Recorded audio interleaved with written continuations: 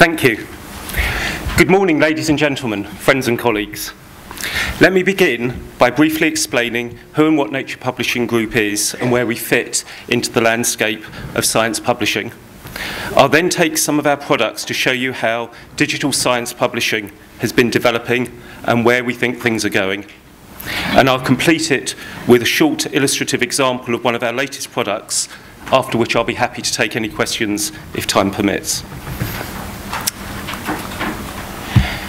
Every year, STM publishers publish about 1.5 million articles across 20,000 international journals and many more local journals, and generate approximately $17 billion of revenue.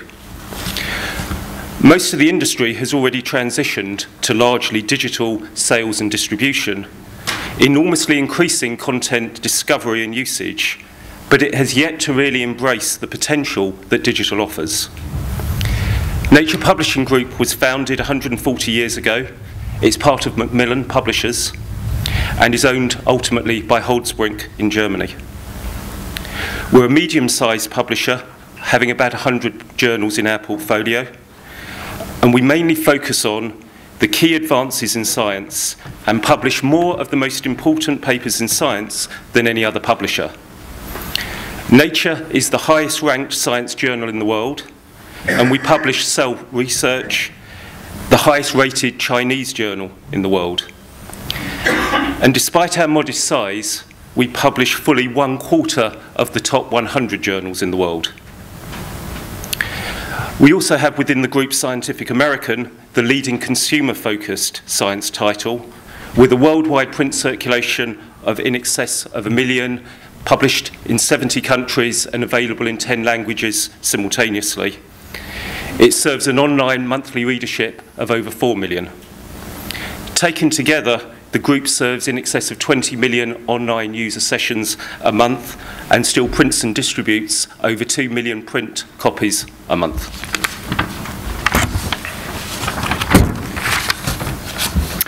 Just as science research has changed, so has science publishing.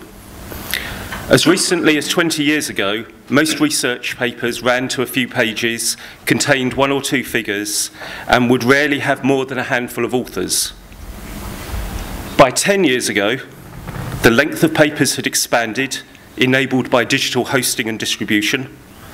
The numbers of figures had increased dramatically, aided by digital authoring efficiency, and 100+ authors per paper could be involved, again aided by digital connectivity. Today, the numbers of authors per paper can run into the thousands, often working in many different institutions spread around the world. There are multimedia editions to many of the papers, and these papers are accessed via many devices, PCs, tablets, smartphones, and the like. Each of the individual articles now include, in addition to the traditionally formatted peer-reviewed content, they include unique perpetual identifiers, as each paper forms a key part of the scientific record, detailed information on the authors, links to related content, embedded graphics and links to datasets, article metrics on citations and usage. And increasingly, these papers have embedded annotations linking unique entities like chemicals and genes to their openly accessible database entries. These can in turn be used to create new and useful persistent subject areas, like the one shown in the bottom left of the slide, which brings together diseases and drug targets associated with serotonin. These subject areas can then be supported by bidirectional links to relevant papers, creating a virtuous circle, aiding substantially the efficiency of science researchers.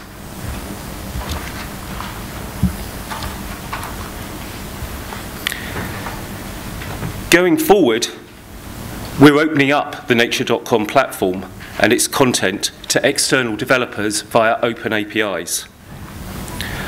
On the left of this slide, you'll see a couple of open search online apps that can be run on any website, any server, or any PC, all able to access all of the Nature.com content. Below them, the developers, below the apps on the slide, the developer support website is shown.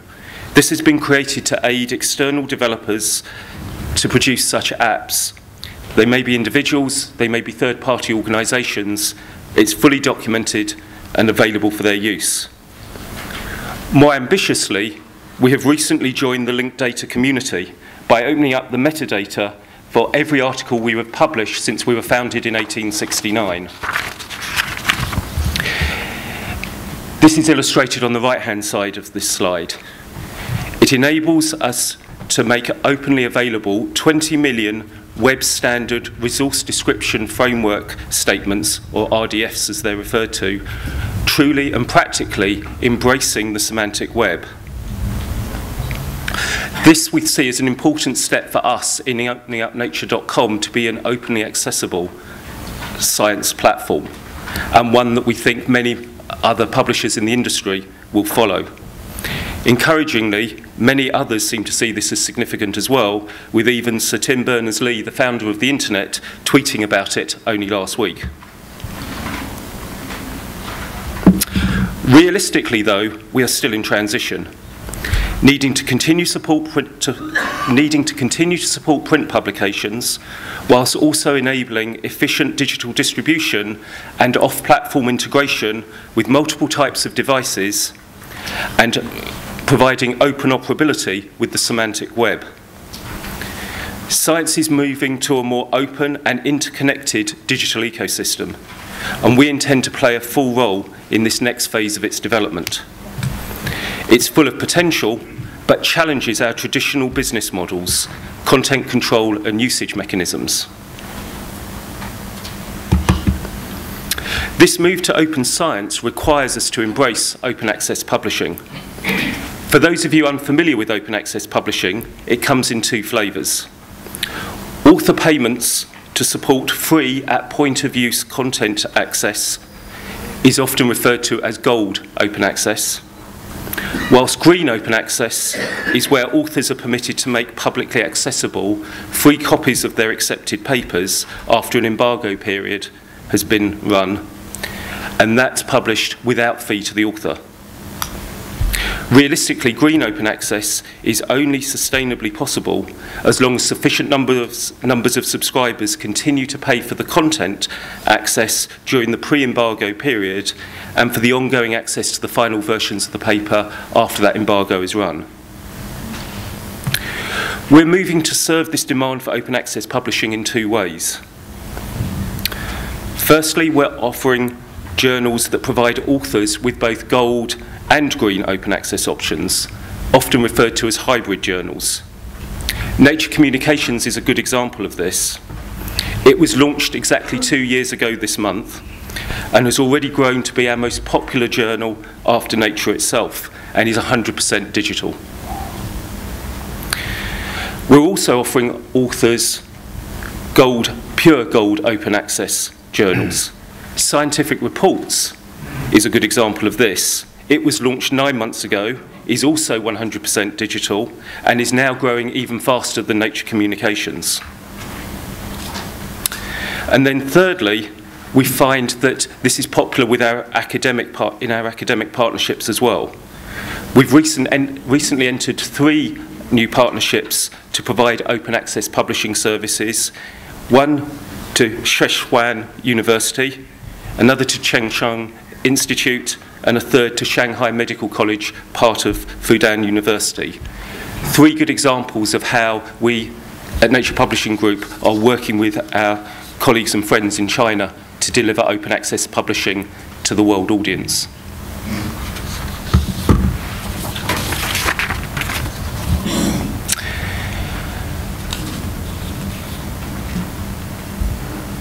But where is all this going in the future?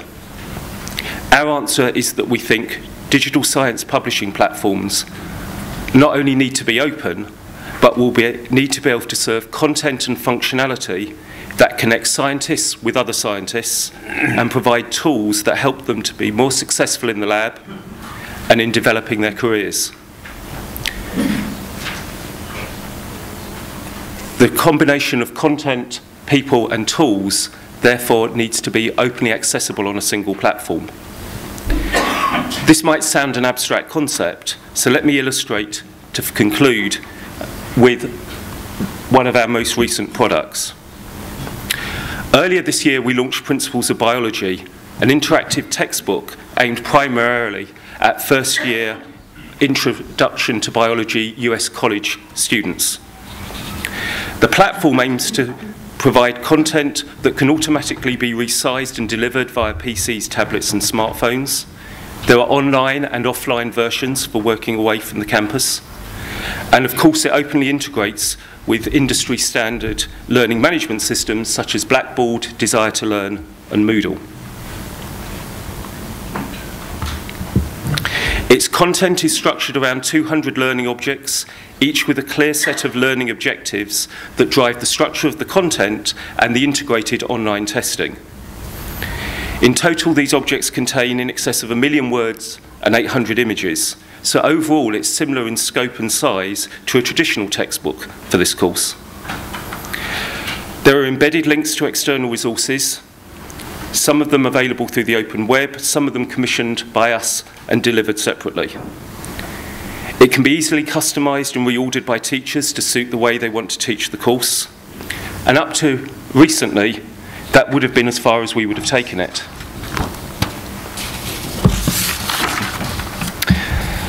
But now we've also created powerful people and collaboration components. Firstly, it is co-authored not by 1 or 2 scientists, but by a large community of leading scientists. Both students and teachers have their own profiles on the systems. Teachers can set assignments online, and students can complete them online. There's online collaboration tools, so teachers can help students can help each other, and students can work together in project groups. And there are also embedded tools. There are assessment tools integrated with every module to ensure students have understood the material and can apply it. There's online gradebooks that enable students and teachers to monitor how they, their friends and their class are progressing. And there are online analytics to help identify patterns and exceptions to enable extra help to be efficiently targeted. I hope this gives you a flavour of what I mean by an open platform, bringing together content, people and tools. Ladies and gentlemen, thank you for your time. And if time permits, I take any questions. Thank you, Stephen. Are there any questions from the floor? I've got one actually, Stephen. Sorry to keep you there. We have the time. I just want to ask, and I thought that was a great riposte, by the way, to those in the media who seek to denigrate the role of publishers in scientific publishing. I think what you've demonstrated there shows clearly the importance of that. Can you give us an assessment of where you see the scientific publishing market in the next 3 to 5 years and this balance between open access and subscription model? Well, I think we're moving to a mixed economy. Subscriptions and site licenses has been the dominant model until recently. Open access is rising, and it's part of this open science movement. And we ignore that at our peril. Its primary aim is to aid the progress of science, and that's what science publishers are ultimately there to serve as well. I think we will test and trial different approaches, but quite quickly the model will settle towards a hybrid of gold open access and subscriptions, and the funding needs to move between institutions back to the funding agencies to support the author payments that are the fuel of the open access engine. So it's as important that funding moves at government level as it is that publishers provide the innovative solutions that respond to it. But I'm, a bit like Rob was earlier, very optimistic that the creativity that the publishing industry and the scientists that they serve in my sector will combine to create much more valuable and efficient mechanisms for all, but taking advantage of the strengths of both. Yeah. Great, yeah. Stephen, thank you very much indeed. Thank you.